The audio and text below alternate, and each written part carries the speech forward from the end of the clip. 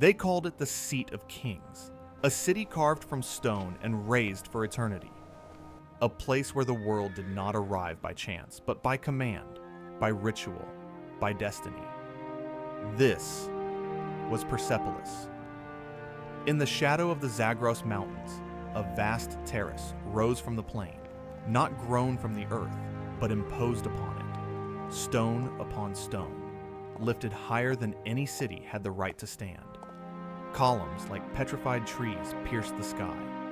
Gateways bore creatures that were half myth, half warning. Each spring, the world climbed these steps. As the morning sun spilled across the platform, the walls awakened. Carved into the stone were processions without end. Medes and Egyptians, Babylonians and Lydians, Indians and Greeks. Frozen mid-step, mid-offering, mid-history. Their robes flowed. Their hands carried tribute. Their faces were calm, because here, order ruled. You did not enter Persepolis. You ascended into it. At the summit stood the gate of all nations. Two colossal guardians watched the threshold, winged bulls with human faces, eternal and unmoving. Passing between them was to leave one world behind and step into another. Languages echoed beneath the stone beams.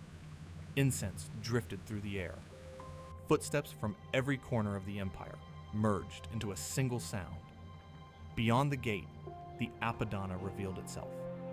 70 columns rose like a forest of marble, their capitals crowned with twin-headed bulls, polished to a dull, powerful sheen. Above, a roof of cedar and gold caught the light. Below, the empire gathered, nobles in deep purple, guards in disciplined ranks, envoys bearing ivory, lapis, silver, and gold. And at the center, elevated, unmoving, sat the King of Kings, not shouting, not conquering, simply watching as the world presented itself before him. Here, power did not need to be proven. It was displayed. Every surface spoke of mastery. Stone cut so precisely it seemed poured rather than carved. Gold shaped into leaves, thin as breath. Sacred fires tended without pause. Scribes recording each gift, each name, each promise. Persepolis was not a city that ruled by fear alone. It ruled by spectacle, by ritual, by the quiet understanding that order itself had a home. But even stone remembers change. One night, flames climbed where processions once walked. Cedar roofs fed the fire. Gold ran. Smoke blackened faces, carved to last forever. Columns cracked. The sky burned red as Persepolis fell not to time, but to choice. Yet when the fire died, the city did not vanish. Its bones remained.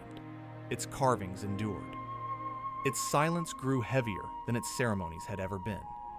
Today, Persepolis rises from the desert like a broken crown. Columns stand, frozen mid-gesture. Reliefs still carry the footsteps of nations long gone. And the wind moves through empty halls that once held the world. Some cities do not die. They wait.